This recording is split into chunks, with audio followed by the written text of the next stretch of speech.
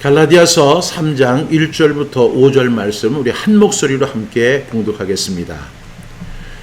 어리석도다 갈라디아 사람들아, 예수 그리스도께서 십자가에 못 박히신 것이 너희 눈앞에 밝히 보이거늘 누가 너희를 깨더냐?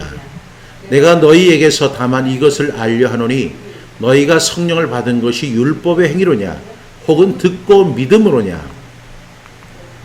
너희가 이같이 어리석으냐? 성령으로 시작하였다가 이제는 육체로 마치겠느냐? 너희가 이같이 많은 괴로움을 헛되이 받았느냐? 과연 헛되냐? 너희에게 성령을 주시고 너희 가운데서 능력을 행하시는 이의 일이 율법의 행위에서냐 혹은 듣고 믿음에서냐? 아멘. 우리 지난주 말씀 복습하겠습니다. 지난주 말씀은 너무나 잘 아는 말씀이죠. 갈라디아서 2장 20절부터 21절 말씀입니다. 우리 두 번 연속해서 암송하도록 하겠습니다. 갈라디아서 2장 20절부터 21절 말씀. 내가 그리스도와 함께 십자가에 못 박혀나니 그런즉 이제는 내가 사는 것이 아니요 오직 내 안에 그리스도께서 사시는 것이라. 이제 내가 육체 가운데 사는 것은 나를 사랑하사 나를 위하여 자기 자신을 버리신 하나님의 아들을 믿는 믿음 안에서 사는 것이라. 내가 하나님의 은혜를 패하지 아니하노니 만일 의롭게 되는 것이 율법으로 말미암으면 그리스도께서 헛되이 죽으셨느니라. 갈라디아서 2장 20절부터 21절 말씀. 아멘 아멘. 갈라디아서 2장 20절부터 21절 말씀. 내가 그리스도와 함께 십자가에 못 박혔나니 그런즉 이제는 내가 사는 것이 아니요 오직 내 안에 그리스도께서 사시는 것이라. 이제 내가 육체 가운데 사는 것은 나를 사랑하사 나를 위하여 자기 자신을 버리신 하나님의 아들을 믿는 믿음 안에서 사는 것이라. 내가 하나님의 은혜를 패하지 아니하노니 만일 의롭게 되는 것이 율법으로 말미암으면 그리스도께서 헛되이 죽으셨느니라. 갈라디아서 2장 20절부터 21절 말씀. 아멘 아멘. 우리 함께 기도하겠습니다. 하나님 아버지, 우리에게 귀한 주의를 허락해 주시고 또한 하나님의 말씀을 들을 수 있도록 인도해 주심에 감사를 드립니다. 하나님, 우리가 성경이 말씀하는 길과 진리와 생명 되시는 예수 그리스도를 올바로 믿고 따르는 저희들 되게 하여 주시옵소서. 오늘도 주시는 갈라디아서 13번째 시간을 통해서 하나님, 정말로 하나님이 기뻐하시는 신앙이 무엇인가를 올바로 깨달아 아는 저희들 되어질 수 있도록 인도하여 주시옵소서. 우리의 상식이나 경험이나 우리의 판단이 아니라 하나님의 말씀대로 믿는 순수한 믿음을 허락하여 주시옵소서. 오늘도 말씀을 통해 역사해 주실 것을 기대하며 예수님의 이름으로 기도드립니다. 아멘. 오늘은 갈라디아서 3장 1절부터 5절의 말씀을 통해서 용두삼위 신앙이라고 하는 제목으로 함께 말씀을 나누려고 합니다. 여러분, 성경에서는 이 용을 좋게 여기진 않지만 용두삼위라고 하는 사자성어를 쓴 이유가 있습니다. 그 이유가 뭐냐면 우리가 시작을 예수 그리스도를 믿는 믿음으로 우리가 시작하죠. 예수님을 믿는다, 우리가 이렇게 이야기를 하는데 그 예수님을 우리가 처음에 믿었던 그 예수님을 믿는다 하는 그 믿음으로 시작을 했다가 그대로 쭉 가면 좋은데, 문제는 뭐냐면 예수님을 믿는 믿음으로 시작했다가 나중에는 이것이 변질된 신앙으로 하는 경우가 있어요. 근데 그 변질됐다는 것이 어떻게 생각하면 많은 사람들이 타락하고 잘못된 것을 가르치고 그리고 사회 악적인 것을 가리키는 것이 아니냐라고 생각하는 경우가 있지만 아니에요. 우리가 예수 그리스도를 믿는 믿음에서 이탈하게 하는 모든 것이 다 포함이 되지만 사실은 그 예수 그리스도를 믿는 믿음을 가장 오염시키는 요소가 뭐냐면 행위적인 신앙, 율법적인 신앙을 이 가장 위험하다는 것을 지금 사도 바울은 강조하고 있습니다. 그래서 지난주에 함께 읽었던 말씀, 내가 하나님의 은혜를 패하지 아니하노니 만일 의롭게 되는 것이 율법으로 말미암으면 그리스도께서 헛되이 죽으셨느니라 그래요. 여러분, 율법의 행위로 우리가 의롭다함을 받을 수 있다. 그러면 예수님 왜 죽어요? 우리가 율법의 행위로 의롭다함을 받지 못한다니까요. 그렇기 때문에 예수님이 죽으신 거예요. 그런데 그 사실을 처음에는 인정을 해요. 예수님께서 나의 죄를 위해 죽으셨습니다. 예수님께서 나를 의롭다 하시기 위해서 살아나셨습니다. 이렇게 고백을 하고 쭉 신앙생활을 하는데, 이 교회 안에 들어가면 교회 안에 암적인 요소들이 있는 거예요. 그리고 그 잘못된 가르침을 가르치는 목회자들이 있는 거예요. 그러다 보니까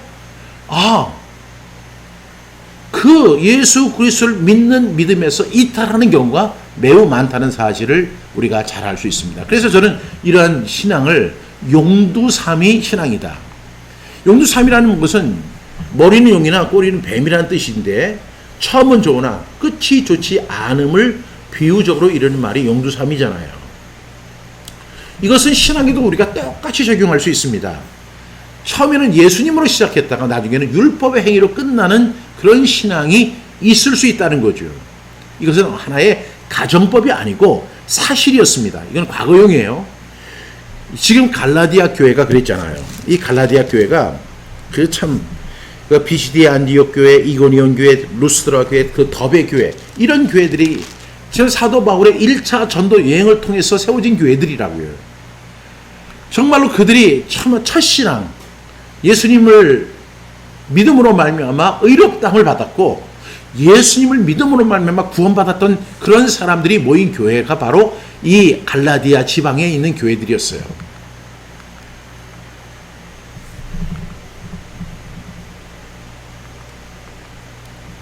근데 이 교회들이 처음에는 예수님을 시작했다 나중에는 율법의 행위로 끝나는 그 신앙에 빠집니다.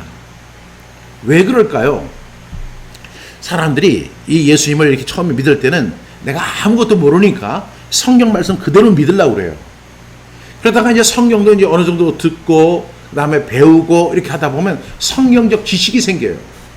근데 그 성경적 지식이 생기는 건 참 좋은데, 거기에다가 인간적 자기의 소견, 그리고 경험, 상식, 이런 것을 가미시킵니다. 근데 자기 스스로 그렇게 못한다 하더라도 목회자들이나 가르치는 교사들이 그런 거 슬쩍 집어넣는 거예요. 그래서 사람이 그렇게 하면 맞아, 어떻게 믿음으로만 구원을 받아.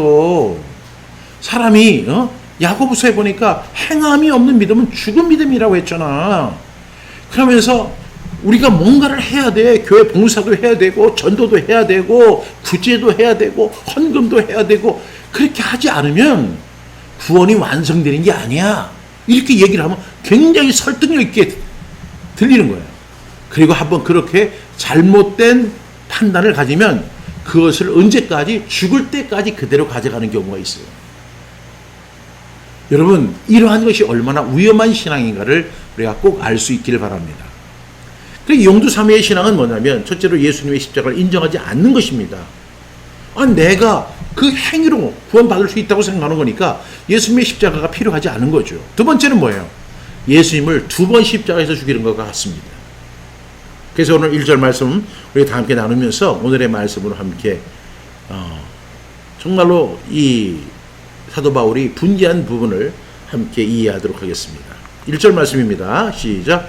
어리석다 갈라디아 사람들아, 예수 그리스도께서 십자가에 못 박히신 것이 너희 눈앞에 밝히 보이거늘 누가 너희를 깨더냐, 이렇게 이야기합니다. 여러분, 너무나 잘 아시는 것처럼 갈라디아 교회들은 사도 바울이 1차 선교행, 이제 사도행전 13장과 14장에 이제 언급이 되어 있죠. 중에 머리에 돌 맞았잖아요. 그래서 사람들이 다 죽은 줄 알았어요. 그렇게 죽음을 무릅쓰고 예수 그리스도의 복음을 전해서 개척해 놓은 교회들이 바로 이 갈라디아 교회들이었습니다. 이 갈라디아 교회들이 앞서 설명한 것처럼 비시디아 안디옥 교회, 이고니온 교회, 루스드라 교회, 그 다음에 더베 교회가 바로 그랬습니다.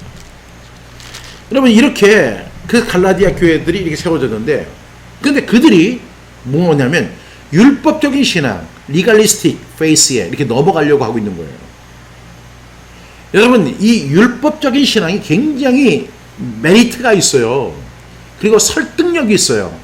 이 리갈리스틱 페이스, 이거 지금도 한국교회에 아주 만연한 것이 이 리갈리스틱 페이스예요. 이 율법적인 신앙, 이런 것을 우리가 꼭 기억해야 됩니다. 그래, 이 소식을 들었던 바울이 얼마나 통탄을 했습니까? 그래서 오늘 1절에 어리석도다 갈라디아 사람들아 이렇게 이야기하는 거예요. 자신이 전한 그 순수한 복음이 아니라 다른 복음, 비슷하게 다른 복음이 아니라 전적으로 완전히 다른 복음이에요. 거기에 넘어가려고 하고 있는 그 성도들을 보고 어리석도다 갈라디아 사람들아 이렇게 바울은 통탄하고 있습니다. 지금 사도 바울에 이렇게 보면 이 사람이 담담하게 그 편지를 쓴 것이 아니라는 것을 금방 알 수 있어요. 굉장히 흥분한 어조로 수많은 물음표를 던지면서 지금 다른 신앙에 흔들리고 있는 갈라디아 교회 성도들을 엄중하게 책망하고 있는 거예요. 지금 막 화가 나 있는 사도 바울의 모습을 우리가 볼 수 있잖아요. 그리고 물음표를 던지는 거예요. 질문을 하는 거예요. 지금 너희들이 믿는 것이 옳다고 생각하냐? 지금 너희들이 그렇게 고난받았는데 그 고난의 의미가 하나도 없다고 생각하냐? 그것이 다 헛된 것이었냐? 하면서 막 우리가 흥분하면 그렇게 이야기하는 경우가 많잖아요. 그러나 그 내용은 뭐예요? 지금 엄중하게 책망하고 있는 거예요. 다시 말해서 어리석도다 갈라디아 사람들아, 이 이야기는 야 바보 천치들아, 니들은 정말 바보야, 너희들은 정말 천치야, 이렇게 지금 흥분해서 설명하고 있는 거예요. 여러분, 이런 이야기를 만약에 사도 바울이 지금 한국 교회를 보고 있다면, 여러분의 신앙을 보고 있다면 지금 흥분해가지고 이렇게 얘기할 거예요. 야, 이 바보 천치들아, 그거 아니란 말이야, 그게 복음이 아니라고, 지금 이렇게 이야기하는 사도 바울의 음성을 여러분 듣지 않을 자신이 있어요?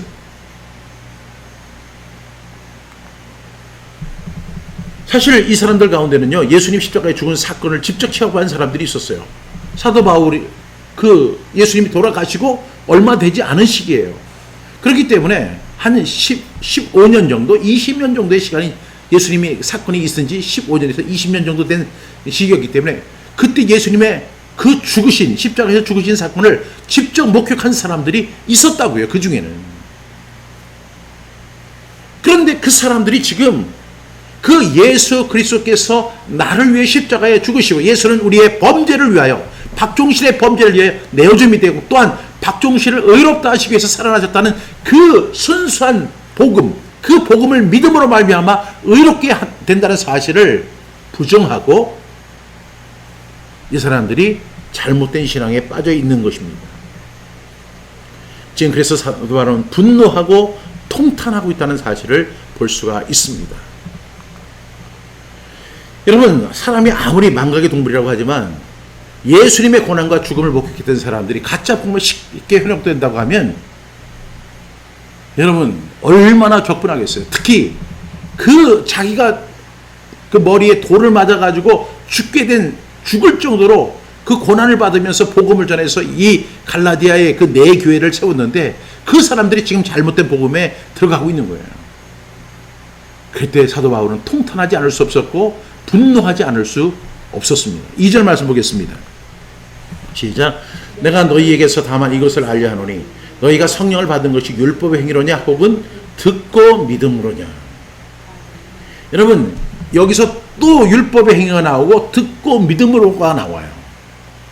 여러분, 너희가 성령을 받았다. 여러분, 이 성령의 역사가 아니면 우리가 의롭게 될 수 없어요. 예수님께서 말씀하시길 물과 성령으로 거듭나지 않으면 하나님 나라에 들어갈 수 없느니라라고 말씀하셨어요. 성령의 역사가 아니고는 이런 일이 불가능한 거예요. 지금 이 사람들이 성령을 받았습니다. 성령의 은혜로 말미암아 예수 그리스도를 주라 시인할 수 있었고 고백할 수 있었습니다. 그런데 그렇게 됐던 것이 바로 율법의 행위 때문에? 아니, 듣고 믿음 때문에 바로 그것이라는 거죠. 이 사람들은 성령 체험을 했던 사람들입니다.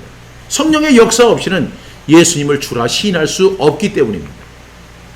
여기서 사도 바울은 성령의 사건을 이야기하잖아요. 고린도전서 12장 3절 이하에 보면 성령으로 아니하고는 누구든지 예수를 주시할 수 없느니라 그랬어요. 성령으로는 아니하고는 성령님이 내 안에 들어오셔서 내가 죄인됨을 깨닫게 해주시고, 그런 내가 죄로 죽고 예수님으로 인해서 다시 산다는 사실을 깨닫게 해주시는 거예요. 그래서 성령을 가리켜 우리가 보혜사 성령이라고 이야기합니다. 여러분, 우리가 예수 그리스도를 믿을 수 있는 것은요, 전적인 성령의 도우심입니다. 우리의 의지가 아니에요. 내가 예수님을 믿어야지 이렇게 해서 되는 것이 아니라 성령님이 우리를 인도해 주시고 깨닫게 해주시지 않으면 절대로 우리는 예수님을 주시라고 고백할 수 없는 것입니다. 고린도후서 1장 22절에서도 보면 그가 또한 우리에게 인치시고 보증으로 우리 마음에 성령을 주셨느니라 이렇게 이야기합니다. 여러분, 지금 이 갈라디아 교회 성도들이 예수를 믿고 예수님을 주님이라 고백할 수 있었던 것은 성령의 도우심이었습니다. 그런데 그 성령의 도우심이 율법의 행위에서 비롯된 것입니까? 아니면 듣고 믿음으로 말미암은 것입니까? 이것을 지금 사도 바울은 그 사람들에게 질문을 던지는 거예요. 그 사람들은 그 질문을 듣고 생각했을 것입니다. 아, 그래. 우리가 지금 이렇게 성령을 통해서, 성령의 인도하심을 통해서 우리가 예수 그리스도를 주라 시인할 수 있었던 것은 성령의 도우심인데 이것은 율법의 행위로 말미암은 것이 아니라는 사실을 지금 바울은 유도하고 있는 것입니다. 여러분, 성령님의 역사를 보면 성령은 하나님의 보혜사 성령으로 우리가 진리를 믿게 하는 삼위 하나님이십니다. 이런 성령의 역사는 믿음을 통해서 역사하고 성령의 역사를 통해서 우리가 예수님을 믿게 되고 예수님을 나의 구주와 주님으로 영접할 수 있게 되는 것입니다. 그래서 성령의 역사를 받은, 성령의 은혜를 체험했던 사람들이 지금 다른 복음에 넘어간 거예요. 그러면 내가 너희에게 다만 이것을 알게 하려 하노니 너희가 성령을 받은 것이 율법의 행위 때문에 너희가 성령 받았느냐? 아니라는 거예요. 아무리 우리가 율법의 행위를 많이 했다 하더라도 성령 받을 수가 없어요. 우리가 듣고 믿을 때에 성령의 역사가 일어나게 되는 줄로 믿습니다. 그런 성령의 체험을 했던 사람들이 성령의 역사를 저버리고 율법의 행위로 돌아가고 있음에 지금 사도 바울은 격노하고 있습니다. 오늘 3절 말씀 보겠습니다. 너희가 이같이 어리석으냐? 성령으로 시작하였다가 이제는 육체로 마치겠느냐? 이렇게 얘기합니다. 너희가 이같이 어리석으냐? 여러분, 우리가 말씀대로 믿고 말씀대로 살고 말씀대로 누려야 합니다. 오늘 한번 따라해 보겠습니다. 시작. 말씀대로 믿고 말씀대로 살고 말씀대로 누려야 한다. 시작. 말씀대로 믿고 말씀대로 살고 말씀대로 누려야 한다. 여러분, 그러나 그것이 쉽지가 않은 거예요. 여기서 주어가 뭐예요? 말씀이잖아요. 근데 때로는 우리 신앙에서 뭐가 개입이 되냐면 나의 생각이 개입이 되는 거예요. 내 생각이. 여러분, 세상의 모든 것은 여러분의 생각이 중요해요. 그러나 여러분이 율법의 행위로 구원받을 수 없다는 것은 명백한 사실이고, 그런데도 불구하고 그 율법의 행위를 추종하고 그것을 가지고 여러분 자신을 의롭다 한다고 한다면 이것은 엄청나게 어리석은 행동임을 여러분이 꼭 기억할 수 있어야 한다는 것입니다. 여러분, 갈라디아 교회들은 성령의 역사로 이루어진 믿음의 사건을 육체로 끝내는 어리석음을 보였습니다. 지금 우리가 갈라디아서를 읽고 함께 지금 말씀을 나누고 있잖아요. 그러면 저와 여러분에게는 이런 문제가 없을까요? 갈라디아 교회 성도들이 워낙 어리석기 때문에 그 사람들만 그런 오류를 범하고 있고 잘못을 범하고 있고 그런 잘못된 신앙을 따라가고 있을까요? 성령으로 시작했다가 육체로 끝나는 그 일이 갈라디아 교회 성도들에게만 국한되고 있을까요? 저는 이런 질문을 여러분에게 드리고 싶어요.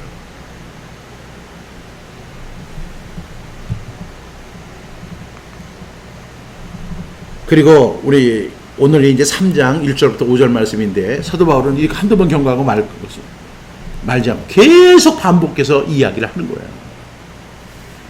물론 사도 바울은 이 편지를 쓸 때 뭐 얼마가 걸렸는지 잘 모르겠습니다만은 6장밖에 안 되니까 그렇게 긴 시간은 걸리지 않았다고 생각합니다. 그리고 사람이 좀 흥분하면 속도가 빨라지지 않아요. 그래서 아마 빨리 이 편지를 썼을 것이라고 생각합니다. 사도 바울은 이것을 갖다가 아주 일사천리로 적었을 거예요. 그런데 우리가 지금 저와 여러분은요, 이 말씀을 지금 13번째 지금 나누고 있잖아요. 지금 오늘이 13번째 시간입니다. 그런데 그 13번째가 우리는 계속해서 반복하는 거예요. 같은 내용을. 여러분, 듣는 여러분들도 엄청 괴롭겠지만 설교를 하는 저도 굉장히 곤혹스럽습니다. 왜? 좀 새로운 이야기 좀 하고 좀 뭔가 좀 이렇게 따끈따끈한 그런 뉴스 같은 그런 설교를 했으면 좋은데 맨날 똑같은 이야기를 하고 하니까 여러분들이 얼마나 짜증이 나겠어요. 그래서 그런지 유튜브 조회수도 얼마 나오지 않아요. 처음에는 많이 나오다가 나중에는 뭐 100회를 넘기기도 어려운 거예요. 왜? 이거 뭐 방법사 똑같은 얘기 똑같이 하겠지. 그러면 여러분, 저는 이런 질문 드리고 싶어요. 그러면 여러분들이 이제 다 알고 율법의 행위가 아니라 믿음으로 예수 그리스도를 믿는 믿음으로 되는 것이다. 여러분 그렇게 이제 알게 됐잖아요. 지식적으로. 그러면 여러분의 삶 속에서 여러분의 신앙 가운데서 지금 여러분의 신앙이 수정이 되고 정말 올바른 신앙, 오직 예수 그리스도를 믿는 믿음으로 구원받는다, 의롭다함을 받는다는 그 믿음으로 다시 회복이 되었느냐 하는 거예요. 해결됐습니까?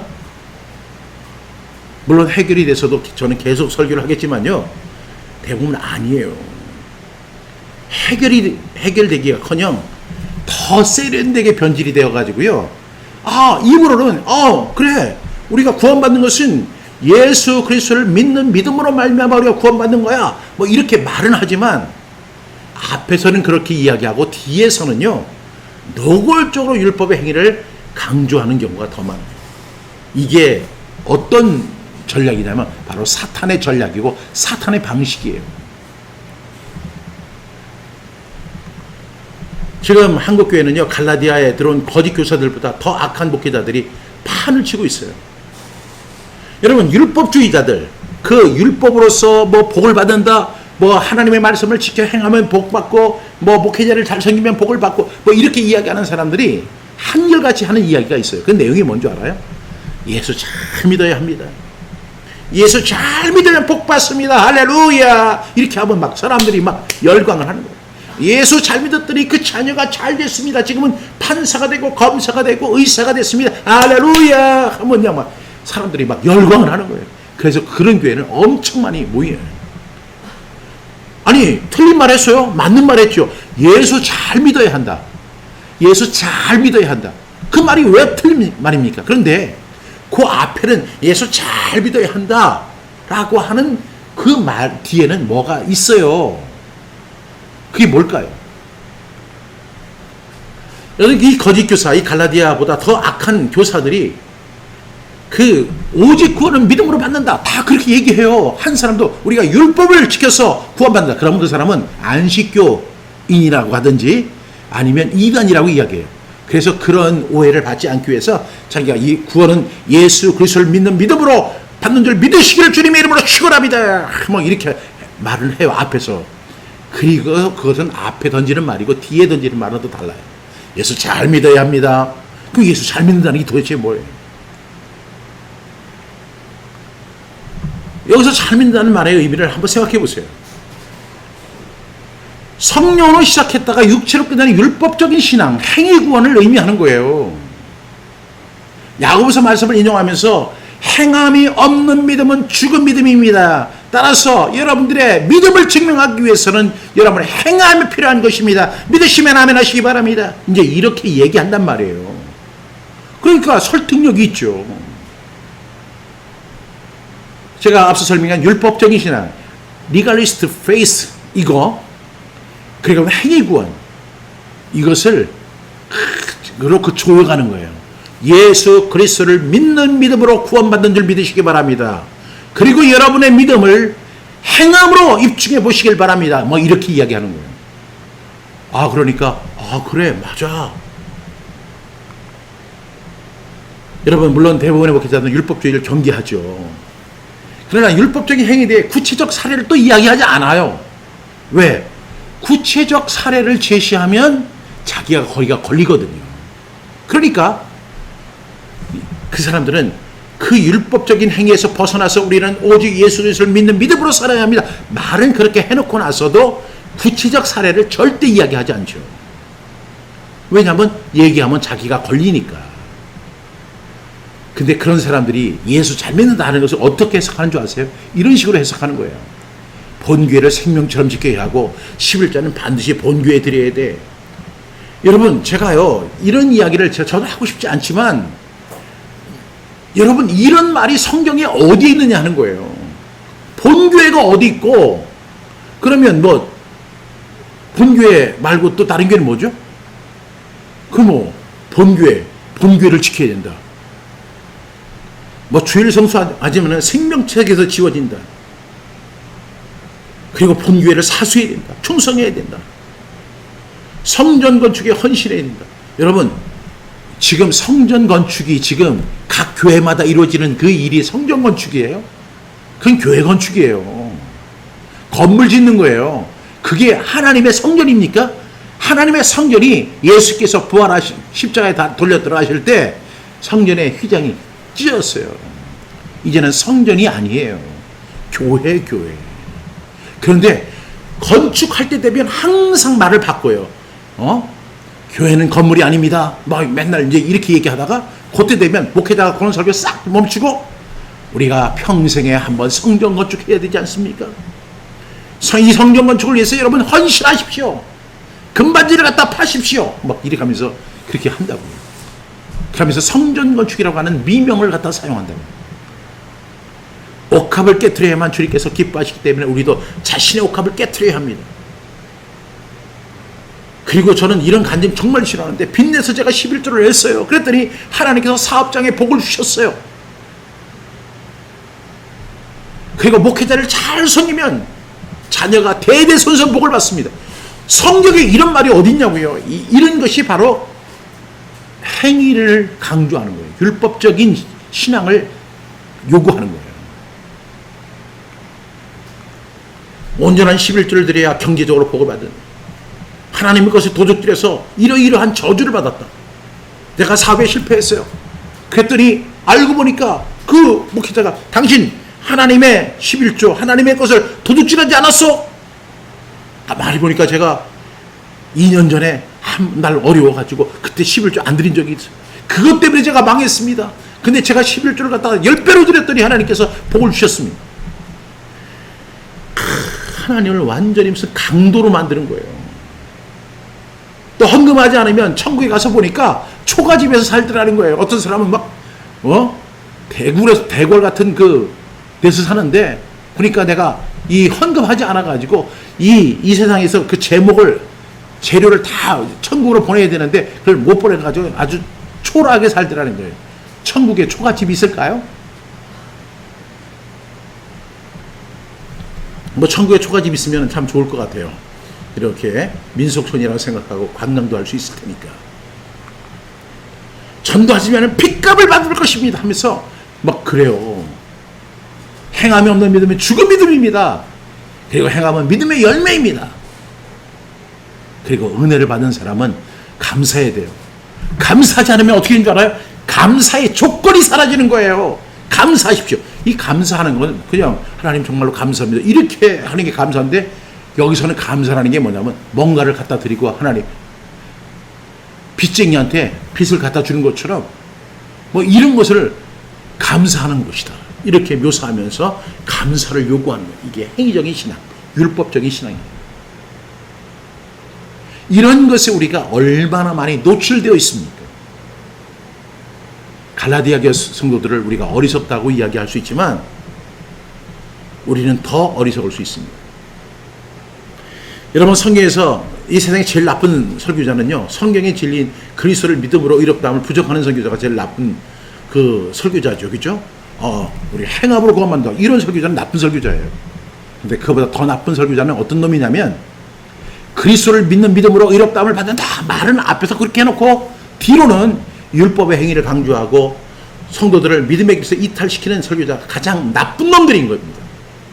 그런 놈들이 지금 한국에 판치고 있고, 그런 놈들일수록 사기꾼 기질이 높아가지고 말도 잘하고 능력도 있고 그냥 쇼맨십도 있는 거예요. 강단 밑에서는 아이고 하다가 뭐 강단에 올라가면 막 야, 진짜 세상에 저런 사기꾼이 있나. 여러분, 사기를 쳐도 아주 원시적인 사기를 치는 사람들이 이 목회자들인데 그 사기에 또 꼬박 잘 넘어가는 성도들이 참 어리석기만 합니다. 그래서 어리석도다 갈라디아 사람들아, 이렇게 이야기하는 거예요. 4절 말씀 보겠습니다. 시작. 너희가 이같이 많이 헛되이 받았느냐? 과연 헛되냐? 여러분, 갈라디아 교회가 어떻게 세워지냐면 고난 속에서 세워진 교회들이에요. 그래서 그 고난을 엄청나게 많이 받았어요. 그 고난을 견뎌내느라 괴로움을 많이 받았던 거예요. 바울은 그런 것을 상기시키면서 그것이 과연 헛되냐?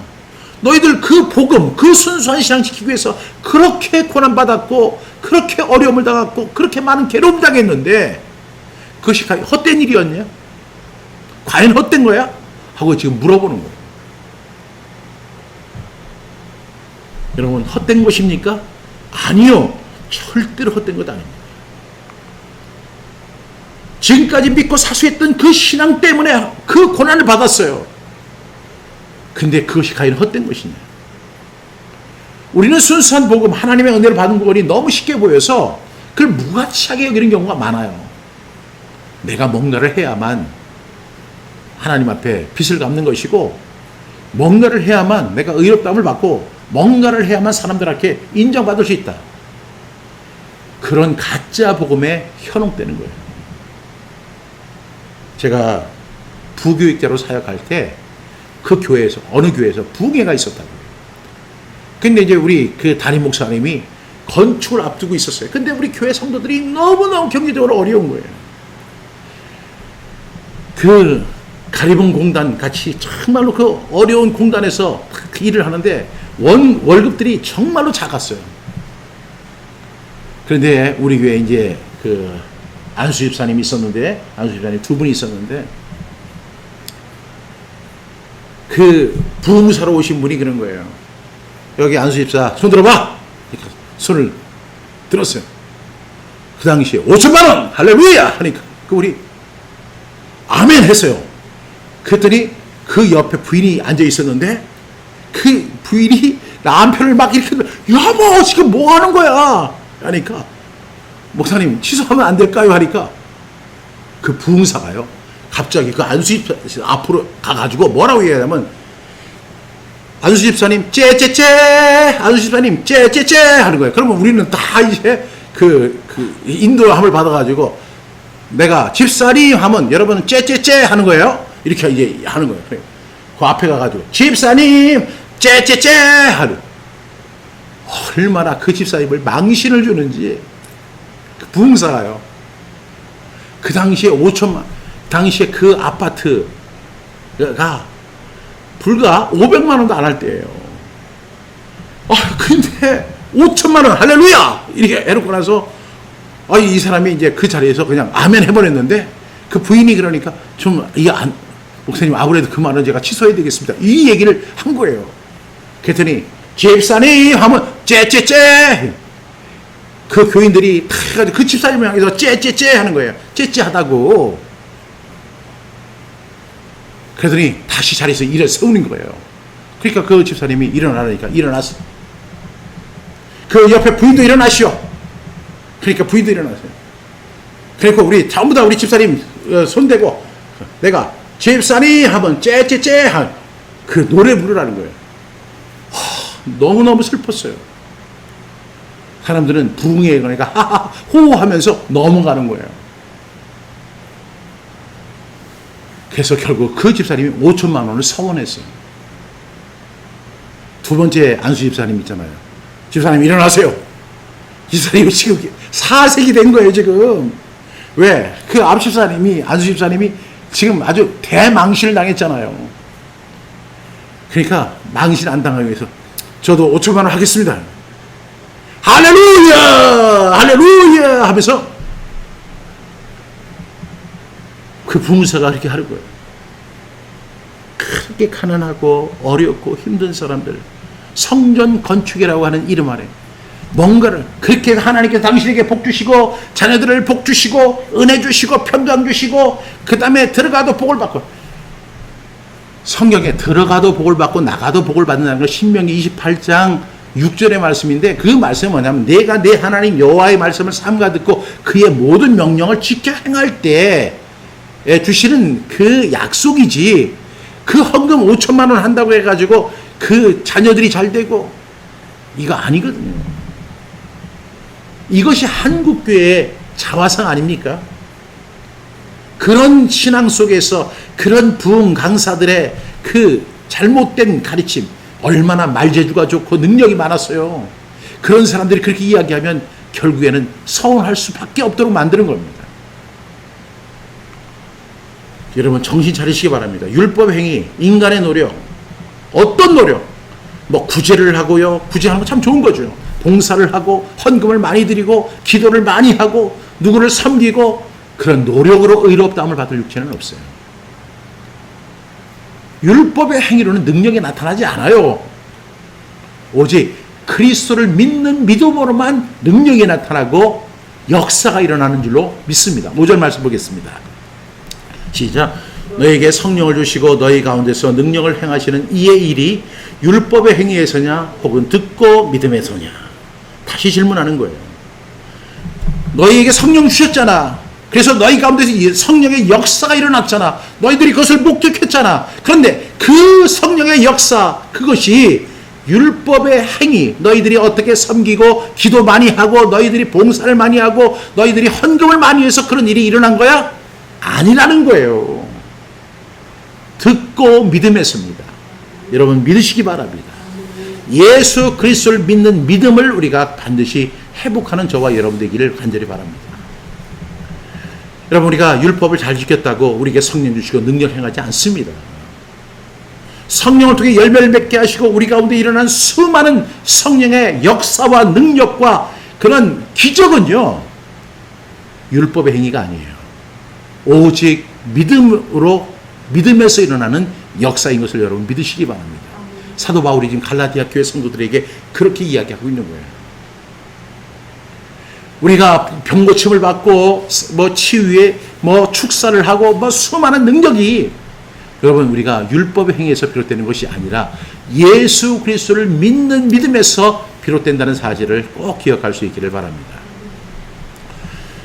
다시 말하지만 우리는 율법 행위로 구원받을 수도 없고 성령의 역사도 능력도 얻을 수가 없습니다.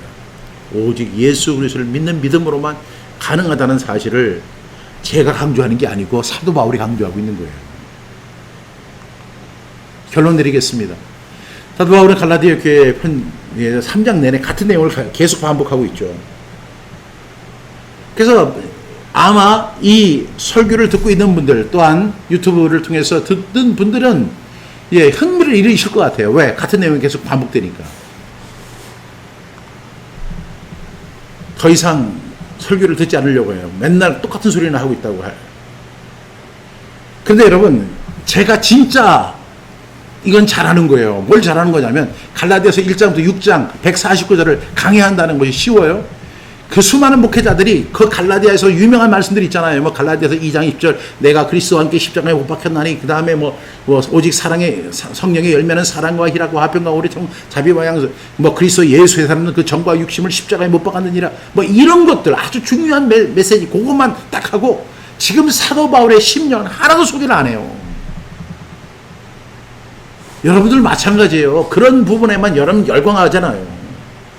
그 말씀 정말 중요한 말씀이지만 그 말씀이 왜 생겼느냐면 잘못된 신앙에 빠진 갈라디아 교회 성도들이 그러했기 때문에 사도 바울이 그것을 설명하기 위해서 갈라디아서 2장 20절 말씀이 나온 것이고 그 다음에 갈라디아서 5장 그 18절에 있는 말씀 성령의 열매가 이런 것들이 나오는 거예요. 그러니까 너무 맛있는 것만 찾아다니면 안 될 줄로 믿습니다. 여러분 이렇게 반복되는 이유가 있어요. 그 틀을 깨기가 어려운 거예요. 여러분의 생각의 틀. 죽을 때까지도 말씀 대신에 자신의 생각을 의지하며 살아가는 게 저와 여러분의 모습이잖아요. 그러니까 그 틀을 깨기 위해서 계속 반복해서 정을 찍듯이 지금 이 예수 그리스도를 믿는 믿음으로 말미암은 것이다. 예수 그리스도를 믿는 믿음으로 말미암아 계속해서 반복해서 얘기하는 거예요. 왜? 여러분들의 그 생각의 틀이 너무 강해요. 여러분의 자아가 너무 강하다고요. 그 똥꼬집이라고 하잖아요. 여러분 똥꼬집 깨기 싫으면요 그냥 듣지 마세요.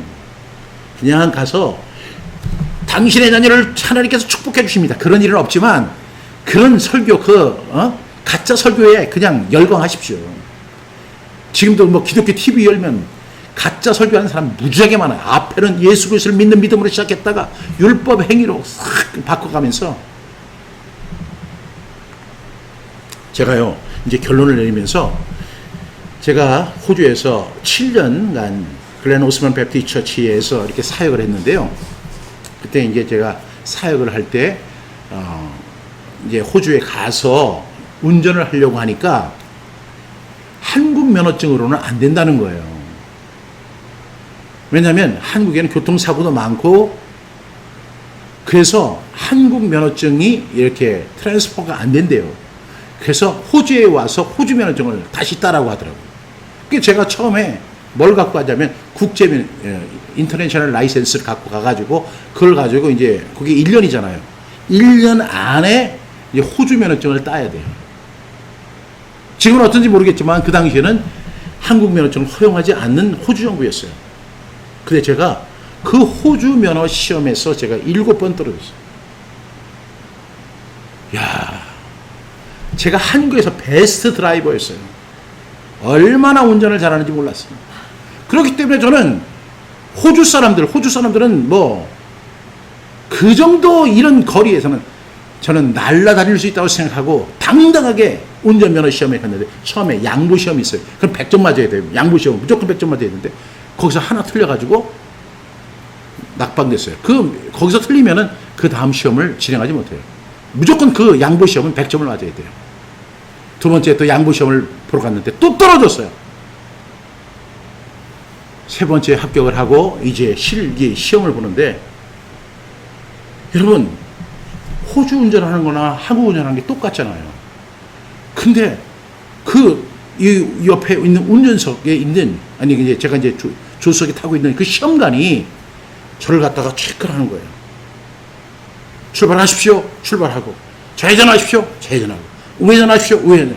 그걸 다 보더니 당신은 fail 실패했습니다. 그리고 당신은 2주 후에 시험에 응시할 수 있습니다. 그 2주에 또 열심히 공부해가지고 갔더니 또 fail, 또 fail. 그래서 제가 5번이나 fail 먹고 7전 8기 8번째 시험에 합격이 됐어요. 제가 왜 시험에서 떨어졌을까요? 여러분, 제 생각을 너무 믿었기 때문에 그래요. 제 경험을 너무 믿었기 때문에 그래요. 나는 한국에서 베스트 드라이버야. 나는 20대부터 운전을 해왔고 운전은 내가 솔직히 너보다도 더 잘해 하는 오반함에 빠져 있었기 때문에 깜빡이를 켤 때는요, 좌측 깜빡이를 켤 때 반드시 몸을 돌려야 돼요. 이것이 한국에는 없는 거잖아요. 우측 깜빡이를 켤 때 반드시 몸을 돌려서 봐야 돼요. 그것은 호주의 법이에요. 그리고 단 한 번도 실수하면은 불합격이에요. 저는 한국에서 그렇게 스트릭하게 시험을 보지 않았어요. 호주의 법이 있는 거예요. 호주의 운전법이 있어요. 내 생각, 내 판단, 내 경험 아무 소용이 없습니다.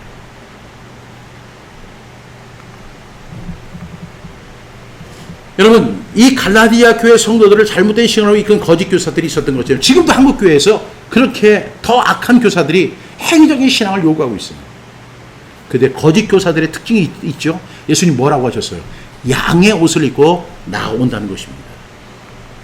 마태복음 7장 15절 시작. 거짓 선지자들을 삼가라.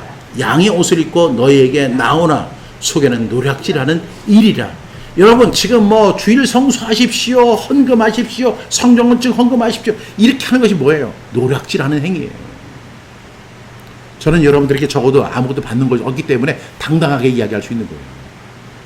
여러분, 요구한 적도 없고 저는 받은 적도 없기 때문에 저는 당당하게 이야기해요. 노략질하기 위해서 하는 게 아니라 저는 적어도 이 갈라디아서 말씀을 여러분에게 잘 소개하고 싶어요. 그리고 저는 분명히 여러분들이 이 말씀 듣고 행위가 아니에요. 행위에 대한 부담감도 가질 필요가 없어요. 오직 예수 그리스도를 믿는 믿음으로 살아가시면 돼요. 그리고 그 예수 그리스도를 믿게 하는 것이 성령의 역사임을 인정하시면 돼요. 그리고 그렇게 예수님 성령이 인도하는 삶을 살아가다 보면 성령의 9가지 열매를 풍성하게 맺을 것을 저는 확신합니다. 성령의 열매는 사랑과 희락과 화평과 오래과 자비와 양성과 충성과 온유와 절제 같은 그 세상에서 세상의 어떤 법보다도 덕목보다도 위대한 하나님의 성령의 열매를 맺는 저와 여러분이 될 줄로 믿습니다. 여러분 성령으로 살아가시기 바랍니다. 그리고 말씀을 그리스도 예수를 믿는 믿음으로만 살아가십시오. 이것이 사도 바울의 간절한 호소이고 내용인 동시에 제가 함께 나누는 여러분에게 드리는 조언입니다. 꼭 여러분 그리스도 예수를 믿는 믿음으로 구원의 확신을 체험하시고 의롭다함을 받으시고 그리고 성령의 인도함을 받는 그러한 삶을 살아가는 저와 여러분 다 되기를 주님의 이름으로 축복합니다.